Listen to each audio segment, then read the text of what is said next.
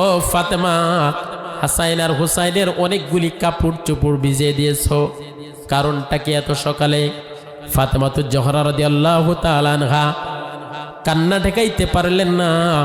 আলী রাদিয়াল্লাহু তাআলা আনহুকে বলে দিলেন কানে কানে, প্রাণের স্বামী গো, আল্লাহর নবী আমার বাবা তো আপনারা বলেছেন আনা মাদিনাতুল ইলমি ওয়া আলিয়ুম বাবুহা, আমি হলাম এলেমের একটা শহর, আর আমি আমার আলী হলো সেই শহরের দরজা। আল্লাহু আকবার।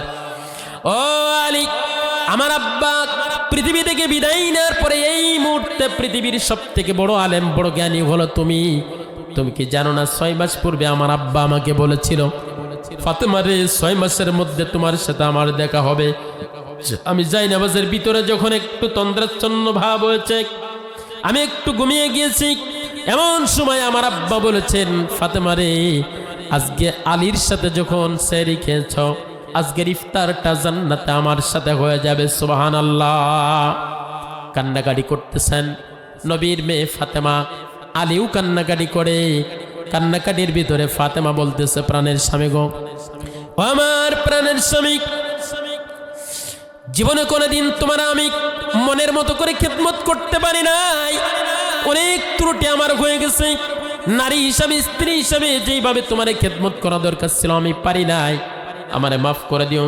যদি আমারে মাফ না করো তাহলে আমি নবীর মেয়ে হয়েও জান্নাতে যেতে পারবো না, ছাড় পাবো না।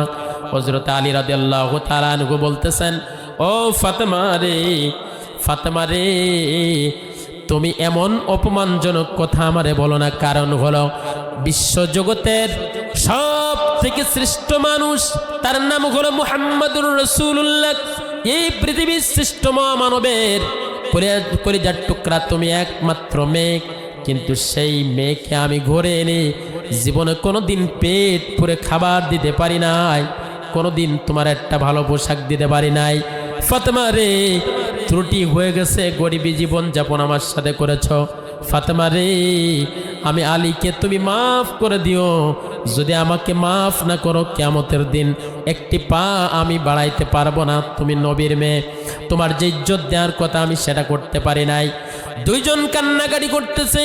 হঠাৎ করে হাসাইন আর হুসাইন, আল্লাহর নবীর জামাতা এবং মেয়ের কাছে এসে বলতেছে, আব্বা আলী তুমি কেন কান্দো?